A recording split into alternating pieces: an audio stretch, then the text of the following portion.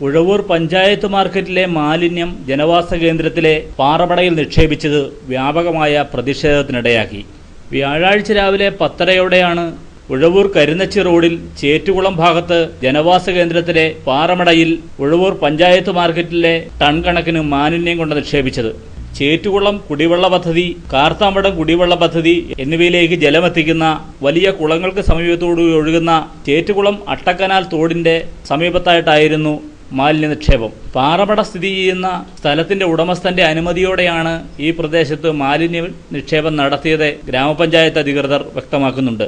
എന്നാൽ പാറമടയിൽ മാലിന്യം നിക്ഷേപിച്ചതോടെ പാറമടയിലെ ജലനിരപ്പുയർന്ന് സമീപപ്രദേശത്തുള്ള തോട്ടിലേക്ക് മലിനജലം ഒഴുകിയതാണ് പ്രദേശവാസികളുടെ അതിശക്തമായ എതിർപ്പിനിടയാക്കിയത്.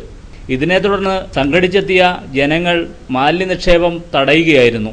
ഉഴവൂർ മാർക്കറ്റിൽ നിന്ന് കയറ്റി ടിപ്പർ വാഹനങ്ങളിലാണ് മാലിന്യം ഉഴവൂർ ചേറ്റുകുളം ഭാഗത്തേക്ക് എത്തിച്ചത്. മാലിന്യ നിക്ഷേപം നടത്തിയ പ്രദേശത്തെ പഞ്ചായത്ത് അംഗമായ പ്രസാദ് ജമ്മലയുടെ നേതൃത്വത്തിൽ മാലിന്യ വാഹനങ്ങൾ തടഞ്ഞതോടെ കുറവലങ്ങാട് പോലീസും സംഭവസ്ഥലത്ത് എത്തിച്ചേർന്നു.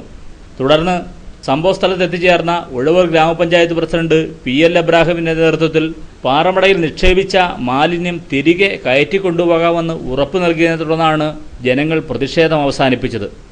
ഉഴവൂർ ടൗണിൽ പ്രവർത്തിച്ചുകൊണ്ടിരുന്ന മാലിന്യ സംസ്കരണ കേന്ദ്രത്തിന്റെ പ്രവർത്തനം നിലച്ചതോടെ ടൺ കണക്കിന് മാലിന്യമാണ് ഉഴവൂർ ടൗണിൽ കുന്നുകൂടി കിടക്കുന്നത്.